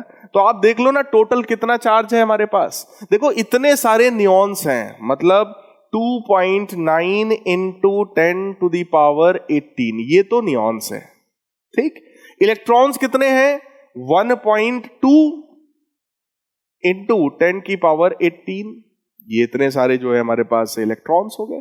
अब आप कहोगे सर प्लस क्यों किया? सर माइनस करना चाहिए था, वो इधर जा रहा है, वो उधर जा रहा है। लेकिन बेटा इसकी वजह से भी करंट इधर है और इसकी वजह से भी करंट इधर है। अगर दोनों की वजह से करंट इधर है, दोनों करंट में कंट्रीब्यूट कर रहा है, तो फिर हम सब्ट्रैक्ट क्यों करेंगे भाई? एक इलेक्ट्रॉन का अगर मैं चार्ज देखूं तो कितना होता है? 10⁻⁻19, 1.6 इंटू 10⁻⁻19, ठीक है। तो ये एक इलेक्ट्रॉनिक चार्ज भी दिया है, कह रहे हैं नेट करंट कितना होगा। देखो ईच सेकंड की बात किया है तो टाइम कितना हो गया? 1 सेकंड। सिर्फ इसी को सिंप्लीफाई करना, आई थिंक हमारा आंसर आ जाएगा। ये कितना हो जाएगा बेटा? दिस विल बी, अगर हम लोग ऐड करेंगे तो ये बन जाएगा 4.1 इंटू 10⁻18 और ये बन गया 1.6 into 10⁻⁻19। This will B 4.1 into 1.6 into 10⁻⁻1। 10⁻⁻1 का मतलब आप समझ जाओ कि ये बन गया 0.4 इंटू 1.6, तो ये बन गया हमारा 64 और डेसिमल पहुंच गया यहां 0.64। ऐसा ऑप्शन सी भी है, ऐसा ऑप्शन बी भी है हमारे पास, ठीक। टूवर्ड्स राइट है करंट या टूवर्ड्स लेफ्ट है? तो क्लियरली राइट है, इसलिए गाइस करेक्ट ऑप्शन हमारा कौन सा हुआ? बी वाला ऑप्शन। सो 26th क्वेश्चन का प्यारे बच्चों करेक्ट आंसर कौन सा हुआ? बी वाला ऑप्शन। आइए 27th क्वेश्चन देखते हैं, क्या है हमारा 27th क्वेश्चन। देखो भाई, मैं धड़ाधड़ जब मैं पेपर सॉल्व कर रहा होता हूं या जब आप लोग पेपर सॉल्व करना, तो मैं आपसे यही कहना चाहूंगा आपका कंसंट्रेशन बहुत हाई होना चाहिए। इसलिए मैं पढ़ाते समय जब मैं क्वेश्चन सॉल्व कर रहा हूं तो मैं बहुत ज्यादा आपसे बात नहीं करता, है ना। मैं पूरा अपना कंसंट्रेशन सिर्फ क्वेश्चंस पे रखता हूं। यही आपको भी करना है। ड्यूरिंग एग्जामिनेशन आपके दिमाग में कोई और इधर उधर की बातचीत नहीं आनी चाहिए, सिर्फ आपके दिमाग में कॉन्सेप्ट चलना चाहिए, ताकि आप टू दी पॉइंट वही सोचो जो क्वेश्चन में रिक्वायर्ड है, जो डिजायर्ड है। क्योंकि अगर मेरा दिमाग इधर उधर जरा भी गया तो फिर समझो मामला जो है वो गड़बड़ हुआ। 27th क्वेश्चन है, which of the following statement is incorrect about the capacitor. कह रहे कैपेसिटर के लिए कौन सा जो स्टेटमेंट है वो इनकरेक्ट है। आइए देखते हैं। The current in capacitive circuit is Im sin omega T minus π/2 where amplitude of the current is Vm upon omega C. गलत है भाई, पहले ही ऑप्शन गलत दिख रहा है हमको। तो देखो कैपेसिटिव सर्किट में करंट आगे होता है, या तो माइनस π/2 लिखा है। एम्पलीट्यूड जो होता है वो Vm/Xc होता है, और Xc खुद 1 अपॉन ओमेगा सी होता है बेटा। तो ये तो मामला हो गया गलत। अगर ये गलत है तो मेरे हिसाब से 27th का करेक्ट ऑप्शन ए वाला है, हमको बाकी ऑप्शंस में जाने की जरूरत ही नहीं है, ठीक। Next 28th question, a magnet of magnetic movement m and pole strength small m is divided into 2 equal parts shown below. Magnetic movement of the each part will be. देखो अगर इस तरीके से आपने डिवाइड किया है तो ये जो पोल स्ट्रेंथ है ये आधा आधा हो गया भाई साहब। डिस्टेंस तो सेम रहा बट पोल स्ट्रेंथ आधा आधा हो गया, ठीक है। और मैग्नेटिक मूवमेंट जो होता है इसका फॉर्मूला क्या होता है? Pole strength multiplied by distance. Distance same रहा बट पोल स्ट्रेंथ आधा हो गया, इसका मतलब मैग्नेटिक मूवमेंट भी हमारा आधा हो गया। सेम इसी तरह का क्वेश्चन हम लोग प्रीवियस पेपर्स में कर चुके हैं। 29, the variation between V and I for heater filament is represented by. किसी भी हीटर फिलामेंट के लिए कौन सा ऐसा ऑप्शन है यहां पर जो करेक्ट सूटेबल है? देखो किसी भी हीटर में क्या होता है, जब आप वोल्टेज बढ़ाते हो करंट की वैल्यू जो है वो बढ़ती चली जाती है, ठीक है। ऐसा ऑप्शन ए में है। आप कहोगे सर ऐसा ऑप्शन बी में भी है, लेकिन बी में एक प्रॉब्लम है कि वोल्टेज बढ़ाने पे करंट बढ़ रहा है बट किसी पर्टिकुलर वोल्टेज पे ये बहुत ज्यादा करंट हो जा रहा है, इनफाइनाइट हो जाएगा। अगर इतना ज्यादा करंट हो जाएगा तब तो फिर भाई वो तुरंत पिघल जाएगा, मेल्ट कर जाएगा, तब मामला गड़बड़ हो जाएगा, ठीक। इसलिए यहां पर क्या करना है, ऐसा करो कि वो बढ़ता रहे, बस किसी एक टाइम पर फिर जाकर सैचुरेट हो जाए। क्लियर। फिर नेक्स्ट है 30th क्वेश्चन हमारा, 3 equal charges each of charge Q are placed at the vertices of a triangle as shown in the figure, the magnitude of the electric field intensity at the point C is, देखो यहां Q Q Q तीनों पर जो charge है वो Q के बराबर है। हमसे कह रहे हैं magnitude of electric field eight point C, यहां पर बताओ इलेक्ट्रिक फील्ड का मैग्नीट्यूड क्या होगा। देखो ये पॉजिटिव चार्ज यहां पर इलेक्ट्रिक फील्ड इस डायरेक्शन में क्रिएट करेगा बेटा, और इसकी वैल्यू कितनी होगी 1/4 पाई एप्सिलॉन नॉट, चार्ज है Q डिवाइडेड बाई डिस्टेंस है A का स्क्वायर। सिमिलरली ये वाला जो चार्ज है ये भी यहां पर इलेक्ट्रिक फील्ड इस डायरेक्शन में क्रिएट करेगा, इसकी भी वैल्यू कितनी है 1/4 pi epsilon not, that is again Q by A square. और ये एंगल क्योंकि इक्विलेटरल ट्रायंगल है तो ये 60 होगा, इसलिए ये भी जो है हमारा वो 60 होगा। दो सेम वेक्टर्स हैं, इनके बीच का एंगल 60 है और हमें बेटा रिजल्टेंट निकालना है। तो देखो पैरेललोग्राम्स लॉ आपने पढ़ रखा है, रिजल्टेंट का फार्मूला होता है ना अंडर रूट के अंदर A square plus B square, लेकिन A बराबर B है ना, 2AB, तो ये भी फिर से 2A स्क्वायर। कॉस थीटा में हम रखेंगे कॉस 60 और कॉस 60 1/2 बराबर होता है, तो 2 हो गया कैंसिल। तो ये बेटा एक्चुअली में आप देखो क्या आएगा, it will be √3 times A। तो आप खुद चेक करो ऐसा कौन सा ऑप्शन है जिसमें √3 आ रहा है, ऐसा ऑप्शन एक ही है, and that is our correct option, that is the C1।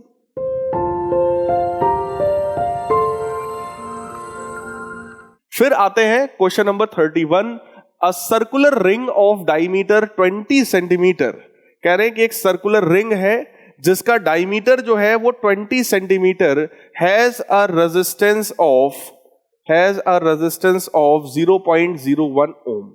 The charge that will flow through the ring if it is turned from position perpendicular to the field of 2 tesla, field की value है 2 Tesla. तो पहले वो ring जो है field के perpendicular थी, to the position parallel to the field, कह रहे हैं अब वो जो है फील्ड के पैरेलल हो गया। देखो अगर वो फील्ड के परपेंडिकुलर है तो इससे पास होने वाला फ्लक्स मैक्सिमम रहा होगा, और जब इसको घुमा के ऐसे पैरेलल कर दोगे तो पास होने वाला फ्लक्स 0 हो गया होगा। ठीक, अब हमको यही चीज निकालना है कि भाई यहां पर कितना चार्ज जो है वो फ्लो होना चाहिए। बेटा देखो हम सबको पता है करंट I की वैल्यू जो होती है वो EMF अपॉन रेजिस्टेंस होता है, 1/R टाइम्स यहां पर EMF कितना है, change in flux upon time interval.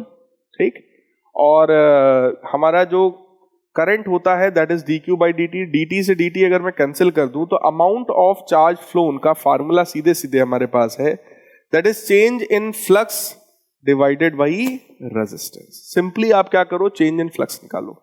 Change in flux बेटा मैं कैसे निकाल सकता हूं, देखो भाई डेल्टा Q अगर हमें चाहिए, चेंज इन फ्लक्स का फार्मूला क्या होगा, magnetic field B into area. तो एरिया कितना है भाई, अगर हमारे पास डायमीटर है तो that will become pi D square, यानी डायमीटर अगर 20 सेंटीमीटर है तो उसको मैंने मीटर बदला, पाई D स्क्वायर बाई 4, ये हो गया हमारा एरिया। ठीक, सो 2 इंटू एरिया ये, और फाइनल जो फ्लक्स है वो तो 0 हो जाएगा, तो माइनस चाहो तो 0 आप कर लो, डिवाइडेड बाई रेजिस्टेंस R, और R की वैल्यू है 0.01। हमको देखो बेटा मैग्नीट्यूड से मतलब है, प्लस माइनस से बहुत ज्यादा मतलब नहीं, इसलिए हम फालतू इसमें ज्यादा दिमाग नहीं लगा रहे हैं। हालांकि चेंज इन फ्लक्स का मतलब होता है final flux minus initial flux, final होगा 0 माइनस इनिशियल वाला फ्लक्स हमारा निगेटिव था, तो माइनस माइनस ओवरऑल प्लस ही हो जाएगा, लेकिन ठीक है मुझे उस पर ज्यादा दिमाग नहीं लगाना। ठीक, ये कितना आ जाएगा 1/2, तो ये कितना बनेगा 1/0.02 पाई इंटू, ये हमारा बन जाएगा बेटा 40 यानी 400 divided by 100 into 100।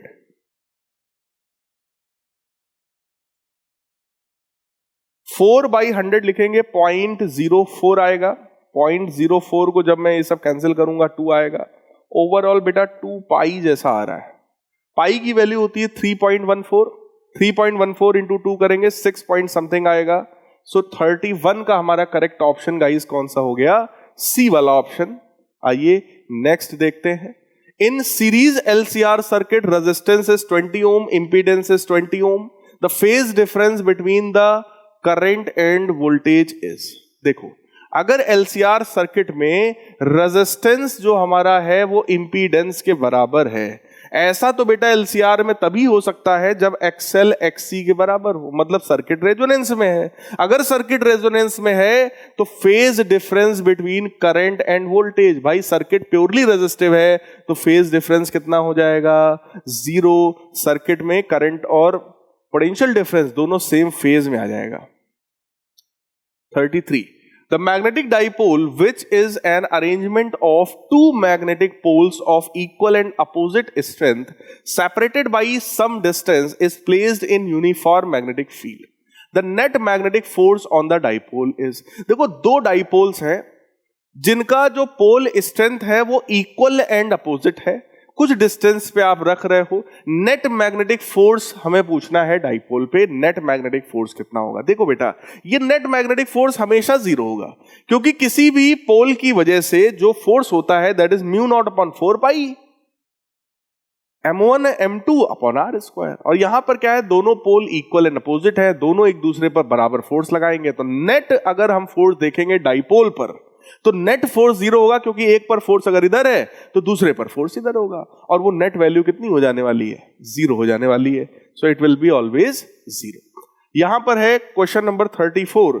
34th question में हमसे कहा जा रहा है the current in the resistance R will be 0 if, इसके अक्रॉस करंट अगर 0 है तो बेटा इसके अक्रॉस जो ईएमएफ आया, मतलब जो इक्विवेलेंट जो ईएमएफ आया वो इक्विवेलेंट ईएमएफ भी हमारा 0 होगा। ठीक, क्योंकि अगर करंट 0 है तो पोटेंशियल डिफरेंस 0 है, इसका पोटेंशियल डिफरेंस 0 होने का मतलब ये जो दोनों सेल्स का कॉम्बिनेशन है इसका नेट पोटेंशियल कितना आ गया, 0 आ गया। अगर नेट पोटेंशियल 0 आ गया बेटा तो इसका फॉर्मूला मैं लगाता हूं, इसका फॉर्मूला होता है net EMF upon net internal resistance is equal to E1 by R1 plus E2 by R2, ये होता है formula.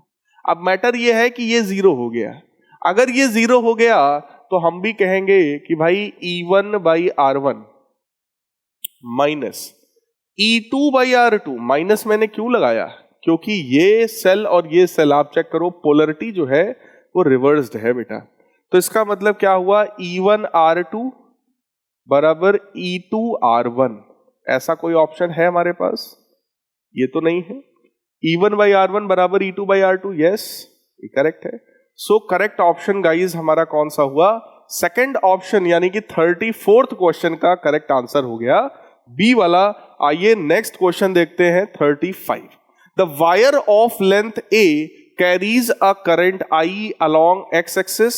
The magnetic field exists around wire which is given by B naught 2I plus 3J plus K. The magnitude of the magnetic force on the wire is.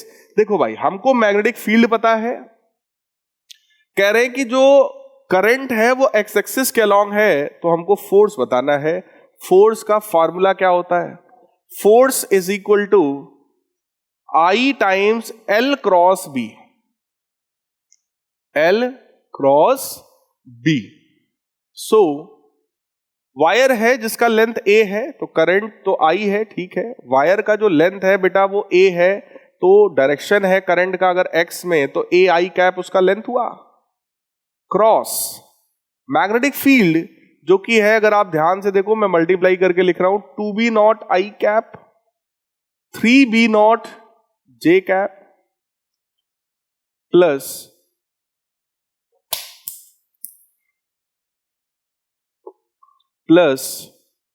B not K cap, ये तो ये हमारे पास current की value आ जाएगी। This will be 2 times A B not I cross I 0 plus 3B not A times I cross J, I cross J हमारा K के बराबर आएगा, प्लस ये अंदर और जाएगा बनेगा B not A I cross K, है ना, I क्रॉस K जो होगा that will be equal to minus J cap. तो ओवरऑल करंट की वैल्यू आई कितनी, माइनस का B not A into J cap और प्लस का 3B not into A K cap. ठीक, तो फोर्स की जो ओवरऑल वैल्यू हमारे पास आ गई दैट इज अगर मैं यहां से कॉमन कर लूं मैं बी नॉट ए, आई पहले से बाहर था, अंदर क्या बचेगा माइनस का जे कैप प्लस 3 के कैप।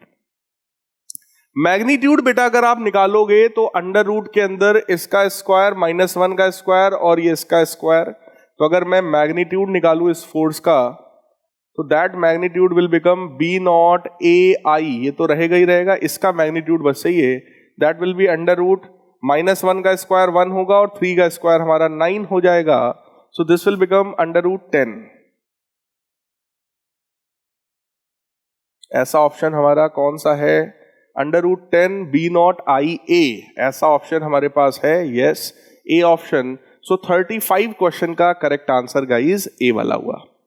आते हैं 36 पर, कह रहे initially resistance of a wire is R but when it is stretched to n times.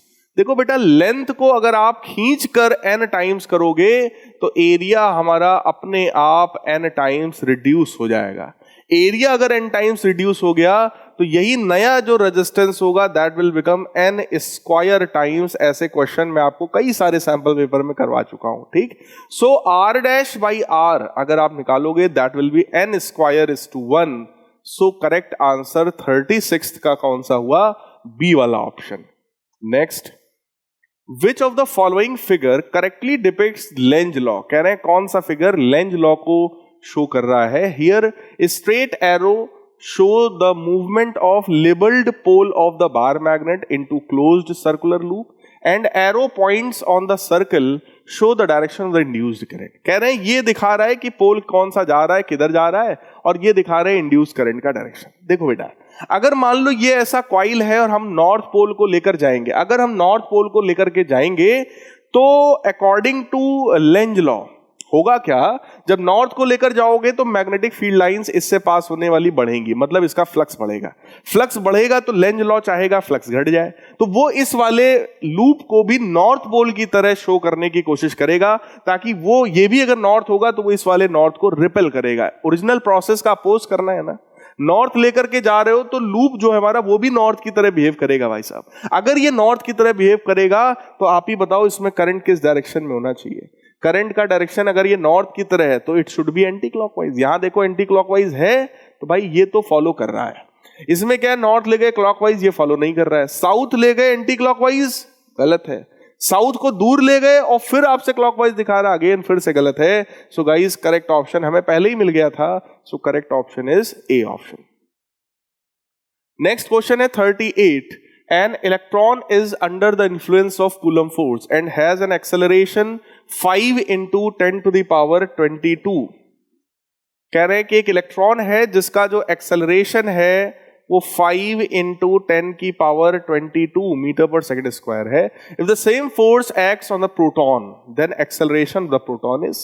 देखो अगर सेम फोर्स है तो mass of electron acceleration of electron should be equal to mass of proton acceleration of proton, और acceleration of proton पूछ रहा है तो हम लोग सिंपली निकाल सकते हैं mass into acceleration upon mass of proton। Simple, mass of electron बेटा कितना होगा 9.1 into 10 to the power -31। acceleration of the electron will be 5 into 10 की power 22 whole divided by mass of proton कितना होगा 1.67 into 10 to the power -27। ऐसा होगा। इसको अगर हम लोग सिंप्लीफाई करेंगे तो ये क्या आएगा भाई, देखो 9 into 5 आप करोगे 45 आएगा एंड 1.67 का हम डिवाइड करेंगे, ये बेटा जाएगा ऊपर प्लस का हो जाएगा, 10 की पावर में -31 था और ये 27 और जाएगा ऊपर प्लस में और 22, तो ओवरऑल कितना हो गया, ये हो गया हमारा 4 और 9 49 में से 31 अगर हम सब्ट्रैक्ट करेंगे तो 45 upon 1.67 into 10 to the power 49 में हम 31 घटाएंगे तो 18 बचेगा, ये ऐसा कुछ, ठीक है। 45 upon 1.67 into 10 to the power 18, सारे ऑप्शंस में 10 की पावर 19 है, तो अगर मैं 10 की पावर 19 बना दूंगा उसको तो मैं 10 का डिवाइड करूंगा, 10 का मल्टीप्लाई, तो ये बनेगा बेटा 4.5 upon 1.67 into 10 to the power 19। अब आप सोचो ये आंसर हमारा कितना होगा। सो 38 का बेटा करेक्ट ऑप्शन हमारा सी वाला है, और होना भी चाहिए। 4.5 को 1.67 से हम डिवाइड करेंगे, ऑलमोस्ट वो कुछ, अगर ये 1.5 होता तो 3 के आसपास जाता है ना, तो अगर ये 1.67 है तो 3 से थोड़ा कम, 3 से थोड़ा कम वाला ऑप्शन देख लो कौन सा है, that is 2.7। So 39th question है, which of the following statement is correct, कौन सा स्टेटमेंट सही है। In a series LCR circuit, series LCR circuit में AC current in each element is different at any time having different amplitude and phase. कह रहे हैं कि LCR circuit में ऑल्टरनेटिंग करंट हर एलिमेंट में अलग होता है किसी भी समय पर, ठीक है, डिफरेंट एम्पलीट्यूड फेज हो सकता है। By analogy to resistance in a circuit we introduce impedance Z in RLC circuit given by R square plus XL या XC माइनस XL का होल स्क्वायर अंडर रूट। तो ये तो पॉइंट सही है बेटा, और करेक्ट ही ढूंढना था, तो सबसे बढ़िया सिंपल करेक्ट आंसर हमें मिल गया है। So that is our option B. Next question है हमारा क्वेश्चन नंबर 40। आइए देखते हैं क्या है 40 क्वेश्चन में। The current in a circuit is given by I is equal to 3T। अच्छा, करंट की वैल्यू है I is equal to 3T। कह रहे हैं कि RMS current for the period 0 to 1। बेटा देखो ये बहुत अच्छा इंपॉर्टेंट क्वेश्चन है।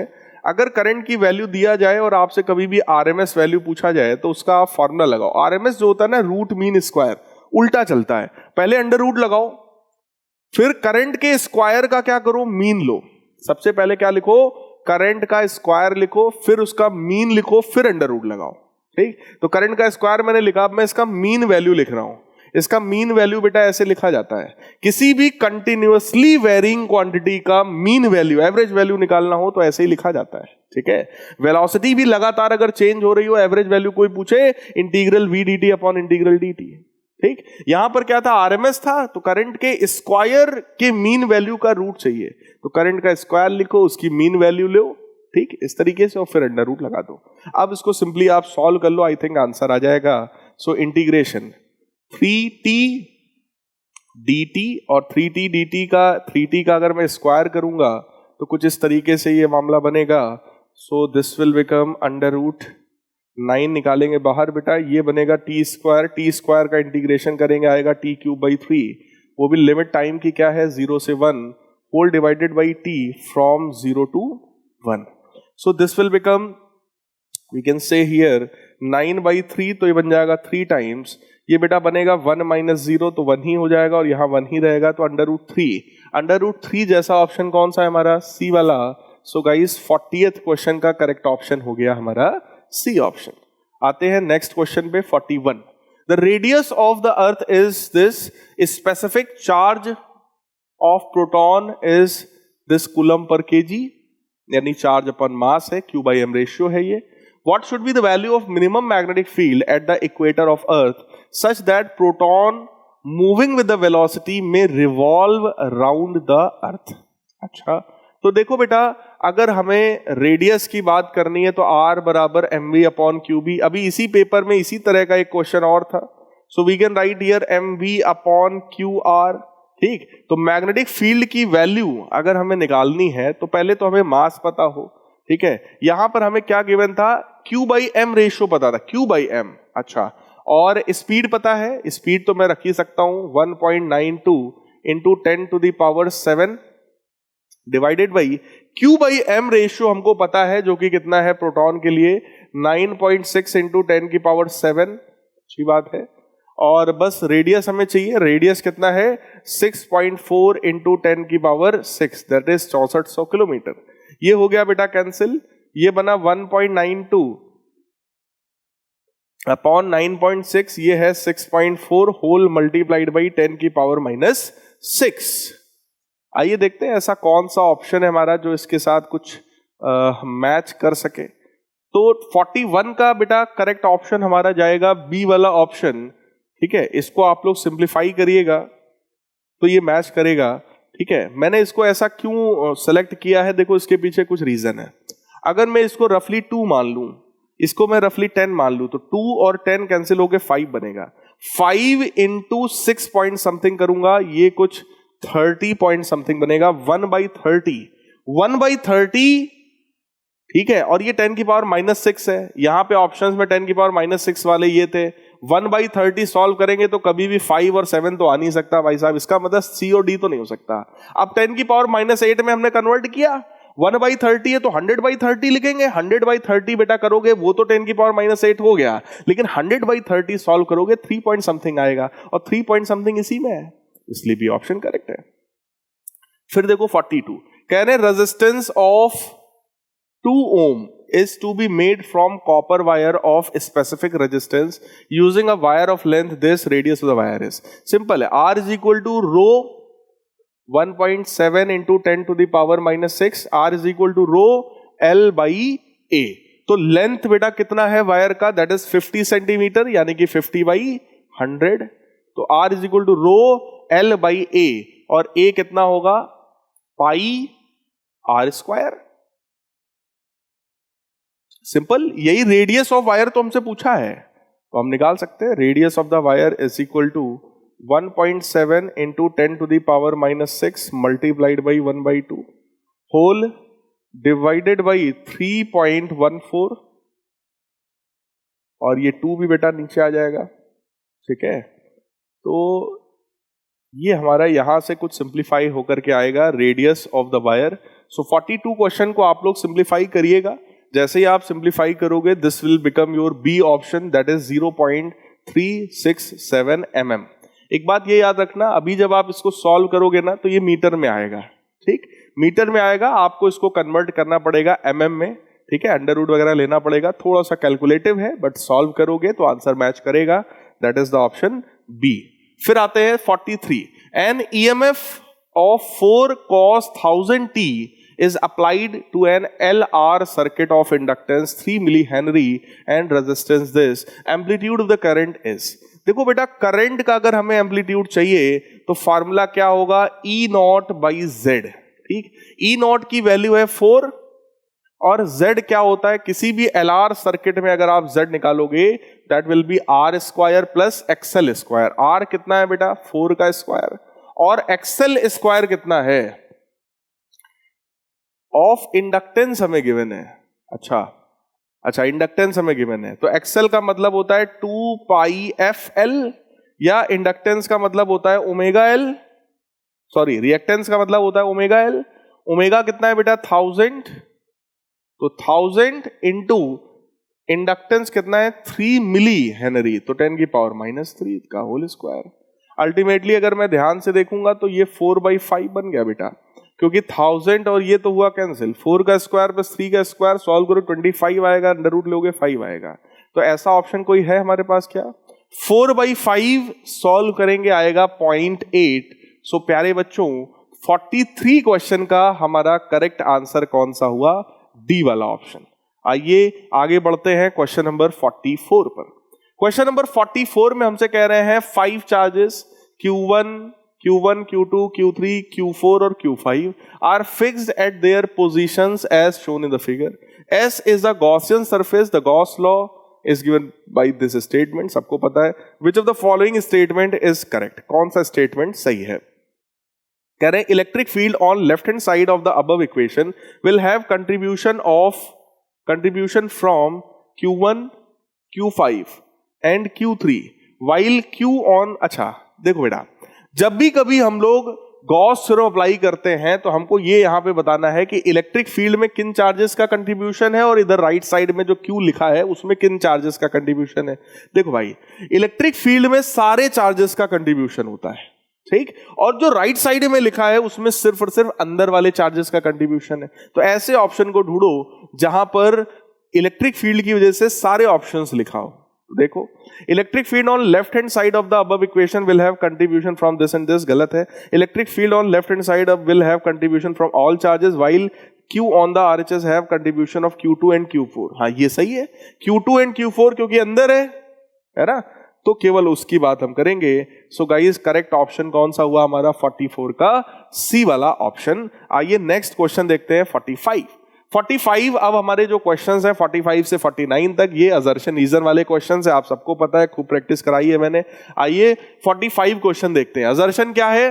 Connections between the resistors in a metre bridge is made of thick copper strips as it minimises the resistance of the connections. कह रहे हैं कि जो रेजिस्टर्स के बीच में, मीटर ब्रिज में जो रेजिस्टर्स के बीच में जो वायर होता है उसको हम थिक कॉपर का यूज करते हैं टू मिनिमाइज द रेजिस्टेंस। सही बात है, अगर थिकनेस वायर का बढ़ेगा बेटा तो उसका रेजिस्टेंस कम होगा, क्योंकि क्रॉस सेक्शनल एरिया उसका जो है वो वहां पर थिक होने पर बढ़ेगा। Resistance is inversely proportional to cross sectional area, बिल्कुल सही है। तो यहां पर असर्शन भी सही है, रीजन भी सही है, और जो रीजन है हमारा वो करेक्ट एक्सप्लेनेशन भी है। So this question has correct option as ए।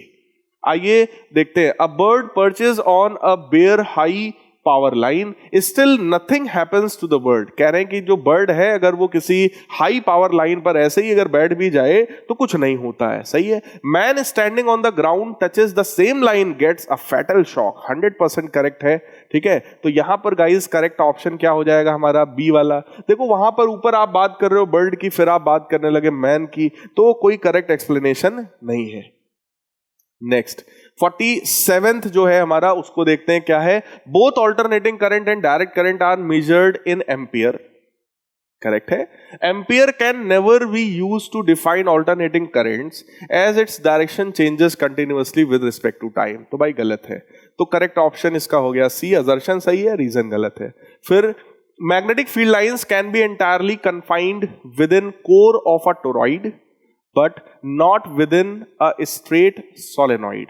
अच्छा, रीजन में कह रहे हैं in straight solenoid magnetic field lines can form closed loops with in the solenoid. कह रहे हैं सोलेनॉइड के अंदर ही वो जो है क्लोज्ड लूप फॉर्म करता है। भाई ये बात तो गलत है, अंदर ही नहीं बनाता है। ठीक है, जबकि असर्शन सही है कि magnetic field lines can be entirely confined with in the core of the toroid. Toroid के अंदर हम कर सकते हैं, बट स्ट्रेट सोलेनॉइड में हम नहीं कर सकते, क्योंकि किसी भी सोलेनॉइड में आप सबने भाई मैग्नेटिक फील्ड लाइंस का पैटर्न ड्रॉ किया होगा बेटा।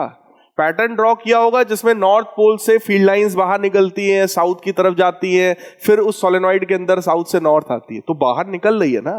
तो अगर बाहर निकल रही है तो ऑप्शन कौन सा हुआ हमारा? सी वाला। असर्शन सही है, बट रीजन जो है वो गलत है। 49th क्वेश्चन देखो क्या है। A parallel plate capacitor is connected across a battery through a key. A dielectric slab of dielectric constant K is introduced between the plates. ठीक है, energy which it store becomes K times. कह रहे हैं कि अगर हमने वहां पर एक डाइइलेक्ट्रिक इंट्रोड्यूस कर दिया, देखो डाइइलेक्ट्रिक को इंट्रोड्यूस करने से बेटा कैपेसिटेंस हमारा के टाइम्स हो जाएगा। ठीक है, energy stored becomes K times, कह रहे हैं एनर्जी भी के टाइम्स हो जाएगी। ठीक है, अगर बैटरी से कनेक्टेड है तो पोटेंशियल तो कांस्टेंट रहा, कैपेसिटेंस अगर के टाइम्स हुआ तो एनर्जी भी के टाइम्स हो जाएगा, क्योंकि एनर्जी का फार्मूला क्या होता है? Half into CV square. अगर कैपेसिटेंस हमारा जो है वो के टाइम्स हो गया तो एनर्जी भी के टाइम्स हो जाएगा। बिल्कुल सही बात है, दर्शन तो सही है। Reason, surface density of the charge on the plate remains constant और अनचेंज्ड। कह रहे हैं कि चार्ज जो प्लेट है उसके सरफेस पर जो चार्ज है उसकी डेंसिटी या तो कांस्टेंट रहेगी या तो अनचेंज रहेगी। ये मामला गलत है भाई, ये तो बात गलत है। तो असर्शन सही है बट रीजन गलत है, इसलिए करेक्ट ऑप्शन कौन सा हुआ हमारा? C option. तो प्यारे बच्चों ये था आपका सेक्शन बी। अब आते हैं सेक्शन सी पर। 6 क्वेश्चंस है, कोई 5 करने हैं। ठीक है, आइए स्टार्ट करते हैं। 50th क्वेश्चन हमारा है। A rigid square loop of side A and carrying current I2, square में I2 करंट है, is lying on horizontal surface near a long current I2 carrying wire in the same plane as shown in the figure. The net force on the loop due to the wire will be, कह रहे हैं net force on the loop due to the wire, wire की वजह से net force कितना होगा? अच्छा देखो बेटा, अगर वायर की वजह से इस पर देखोगे ये डायरेक्शन और ये डायरेक्शन अपोजिट है। अपोजिट डायरेक्शन जब होगा तो बेटा रिपल्शन होगा, तो ये वाला इसको क्या करेगा? इधर की तरफ रिपल करेगा, लेकिन इस वाले को अपनी तरफ अट्रैक्ट करेगा, है ना। सेम डायरेक्शन में जब करंट होता है तो उनके बीच में अट्रैक्शन होता है, तो इसको अट्रैक्ट करेगा लेकिन इसको रिपेल करेगा, तो ये नेट फोर्स जो होगा वो दोनों का सबट्रैक्शन होगा। आइए इसको सॉल्व करके देखते हैं। इस फोर्स की वैल्यू कितनी होगी भाई साहब? μ0/2π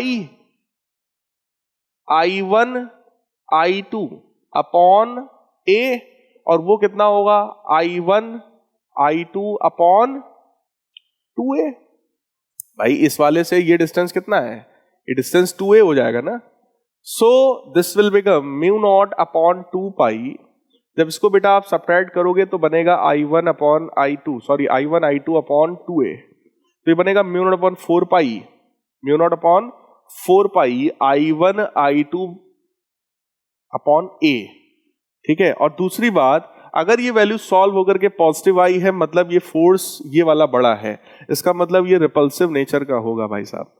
तो या तो ये ऑप्शन हो सकता है या तो ये हो सकता है, इसमें 4 पाई इसमें 2 पाई, इसका मतलब करेक्ट ऑप्शन कौन सा है हमारा, डी वाला ऑप्शन। सो 50th क्वेश्चन का करेक्ट ऑप्शन गाइज डी वाला है। आइए नेक्स्ट क्वेश्चन देखते हैं 51 में कह रहे हैं 2 cells of the EMF approximately 5 volt and 10 volt. देखो ये रहा बेटा 5 वोल्ट वाला सेल और ये रहा हमारा नीचे वाला 10 वोल्ट का cell, are to be accurately compared using potentiometer of length 400 centimetre. ये पोटेंशियोमीटर है जिसका टोटल लेंथ बेटा 400 सेंटीमीटर है। तो बस कुछ नहीं किया गया, वायर को बस ऐसे घुमा दिया गया, 100 मीटर, ये फिर 200 मीटर, फिर 300 मीटर, फिर 400 मीटर। भाई 400 मीटर का वायर है तो क्या करोगे, अगर ऐसे 400 मीटर लंबा कर दोगे तो बहुत बड़ा डिवाइस हो जाएगा, इसलिए क्या किया 100 मीटर के 4 टर्न्स करवा दिए। ठीक है भाई, कोई दिक्कत नहीं है। The battery that runs the potentiometer should have voltage of 8 volt।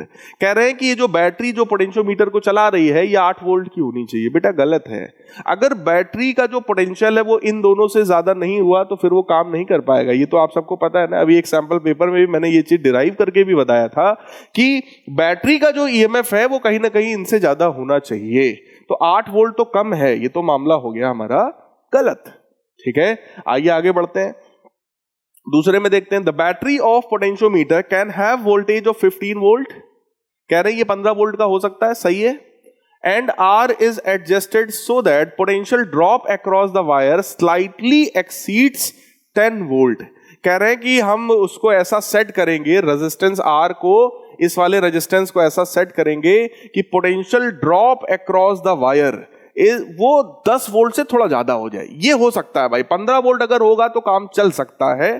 ठीक, थर्ड देखते हैं। The first portion of 50 centimetre of wire itself should have potential drop of 10 volt. कह रहे हैं कि जो पहला पोर्शन है 50 सेंटीमीटर का वायर का, वो खुद ही 10 वोल्ट का पोटेंशियल ड्रॉप कर ले। ये भी गलत है। इसका मतलब गाइस केवल ये वाला स्टेटमेंट सही है, ये गलत है। सो करेक्ट ऑप्शन यहां पर हमारा कौन सा हो गया, बी वाला हो गया। तो अगर ये 5 का है, ये 10 का है, तो जो आप बैटरी लगा रहे हो पोटेंशियोमीटर में उससे थोड़ी ज्यादा ही होनी चाहिए, कम नहीं होनी चाहिए EMF। ठीक है, अब आते हैं, हमारा ये केस स्टडीज है और केस स्टडी हमारे किस चीज पर है, एरागोज रोटेशन पर है। It is an observable magnetic phenomena that involves the interaction between magnetized needle and moving metal disc. The effect was discovered by Francois Arago in 1824. At the time of their discovery, Arago's rotation were surprising effects that were difficult to explain. कह रहे हैं जब उस समय explain किया गया था तो इन चीजों को समझना थोड़ा कठिन था। अभी भी भाई साहब नाम से तो कठिन ही लग रहा है ना। In 1831, Michael Faraday introduced the theory of electromagnetic induction, which explained how the effects happen in details. The magnetic needle is freely suspended on pivot or string a short distance above the copper disc. कह रहे हैं ये copper disc है, इसके ऊपर हम लोग एक नीडल जो होता है उसको फ्रीली सस्पेंड कर देते हैं या बांध देते हैं, मतलब उसको टाइट कर दिया जाता है। If the disc is stationary the needle aligns itself with the earth's magnetic field. अगर ये डिस्क रुका हुआ है तो नीडल खुद को अर्थ की मैग्नेटिक फील्ड की डायरेक्शन में अलाइन कर लेगा। If the disc is rotated in its own plane, कह रहे हैं कि अगर डिस्क को हम उसके अपने प्लेन में रोटेट करेंगे, the needle rotates in the same direction as the disc. कह रहे हैं कि जब डिस्क को आप रोटेट करोगे तो नीडल भी हमारा जो है वो अपने आप रोटेट होगा। This was explained accordance with Faraday's law of electromagnetic induction and length law. कह रहे हैं इस चीज को लेंज लॉ और फैराडे साहब ने मिलकर के बाद में फिर अपना एक्सप्लेनेशन दिया गया, दोनों लॉज को मिला करके। ठीक, आइए देखते हैं, कुल मिला के समझ लो बेटा म्यूचुअल इंडक्शन जैसी चीज है। 52 क्वेश्चन देखते हैं। In Arago's rotation copper ring is moved quickly towards south pole of a powerful stationary bar magnet. कह रहे हैं कि अगर हम कॉपर रिंग को क्विकली मूव कराते हैं south pole of powerful stationary bar magnet का जो साउथ पोल की तरफ अगर उसको लेके जाओगे तो क्या होगा, current flows through the copper ring, voltage in the magnet increases, current flows in the magnet, या कॉपर रिंग गेट्स मैग्नेटाइज। तो बेटा करंट फ्लो हो जाएगा। तो 32 का करेक्ट ऑप्शन कौन सा हुआ हमारा, सॉरी 52 का करेक्ट ऑप्शन कौन सा हुआ, ए वाला। भाई इलेक्ट्रोमैग्नेटिक इंडक्शन होगा, अगर आप इस रिंग को साउथ पोल की तरफ लेके जाओगे फ्लक्स बढ़ेगा, ईएमएफ चेंज हुआ, इलेक्ट्रोमैग्नेटिक इंडक्शन होगा, करंट आएगा। करंट जो कि फ्लो होगा तो किसमें होगा भाई, रिंग में ही तो होगा, मैग्नेट में थोड़ी ना करंट फ्लो होता है। फिर आओ आगे बढ़ो भाई। Whenever a magnet is moved either towards or away from the copper disc in Arago's rotation, an EMF is induced, सही है, the magnitude of which is independent of, magnitude किस चीज पर डिपेंड नहीं करता, strength of magnetic field, तो भाई इस पे तो करता है, speed with which magnet is moved, इस पर भी करता है, number of turns in the coil, इस पर भी करता है, resistance of the coil, इस पर नहीं करता, क्योंकि resistance का यूज तो हम करंट निकालते समय करते हैं कि I is equal to E by R, उसके पहले इसका क्या काम, ईएमएफ में रेजिस्टेंस का कोई काम नहीं है। यहां पर देखो, in Arago's rotation if instead of copper disc an aluminium ring, कह रहे हैं कि एक aluminium ring B is used which faces an electromagnet A, if the current I through A is altered, कह रहे हैं कि करंट जो है ए के थ्रू, इस सोलेनॉइड के थ्रू जो करंट है अगर उसको चेंज कर दिया जाए, then which of the following is true, whether I increases और decreases, B will not experience any force, कह रहे हैं इसको बढ़ाओ घटाओ लेकिन इस पर कोई फोर्स नहीं लगेगा। इफ आई डिक्रीजेस, कह रहे हैं अगर इसका करंट हम डिक्रीज कर दें, ए विल रिपेल बी, ए जो है वो बी को क्या करेगा, रिपेल करेगा। अगर करंट को बढ़ा दें तो कह रहे हैं ए विल अट्रैक्ट बी, फिर कह रहे हैं अगर करंट को हम बढ़ा दें तो ए विल रिपेल बी। ठीक है, अब आइए यहां पर हम चेक करते हैं कौन सा ऑप्शन हमारा करेक्ट है। देखो बेटा, अगर हम लोग करंट को बढ़ाएंगे तो क्या होगा, इस चीज को समझो। अगर हम करंट को बढ़ाएंगे, ठीक है, तो अभी फिलहाल अगर इसको हम लोग ध्यान से देखें तो ये करंट जो है क्लॉकवाइज है, तो ये साउथ है, तो ये भी नॉर्थ, ये नॉर्थ होगा। अगर ये नॉर्थ है तो ये भी हमारा नॉर्थ की तरह बिहेव करेगा। अगर करंट को बढ़ाओगे तो वो उसको रिपेल करने की कोशिश करेगा, है ना। तो वो सीधी सी बात है कि अगर हम करंट को बढ़ाएंगे तो A will repel B. So correct option बेटा क्या हुआ, डी वाला। भाई अगर आप करंट को बढ़ा रहे हो तो इसकी वजह से मैग्नेटिक फ्लक्स बढ़ेगा। अगर इसका मैग्नेटिक फ्लक्स बढ़ेगा तो ये कॉइल में इंड्यूस करंट ऐसा ही आएगा कि वो प्रोसेस का क्या करे, अपोज करे। ठीक, तो ओवरऑल वो उसको रिपेल करेगा, तो वो भी नॉर्थ की तरह बेटा बिहेव करेगा। लास्ट क्वेश्चन, क्या in a coil of 40 turns area 4 centimetre square is suddenly removed from magnetic field, अचानक से मैग्नेटिक फील्ड से हटा लिया गया। Then it is observe that a charge of 2 × 10⁻⁴ coulomb flows through the coil. If resistance of the coil is this, then magnetic flux density is. देखो भाई, अभी हम लोगों ने यूज किया था, क्या यूज किया था, अगर मैं चार्ज की बात करूं तो उसका फॉर्मूला क्या होता है, change in magnetic flux divided by resistance. ठीक, आइए देखते हैं। नंबर ऑफ टर्न्स 40 है, एरिया हमको पता है, is suddenly removed from the magnetic field। तो मैग्नेटिक फ्लक्स की डेंसिटी हमसे पूछ रहे हैं भाई। आइए देखते हैं। देखो, नंबर ऑफ टर्न्स तो हो गए 40, चेंज इन फ्लक्स अगर आप निकालोगे तो that will B change in magnetic field into area. अगर सडनली आप हटाओगे तो मैग्नेटिक फील्ड अचानक से 0 हो जाएगा। ठीक, B into A divided by resistance, और resistance of the coil is 80 ohm, ये तो हो गया 2, that is equal to charge. और चार्ज हमको पता है कितना, 2 × 10⁻⁴, ये चार्ज है बेटा। तो आप खुद ही सोचो, मैग्नेटिक फील्ड बी हमें निकालना है, कितना हो जाएगा, 2 × 10⁻⁴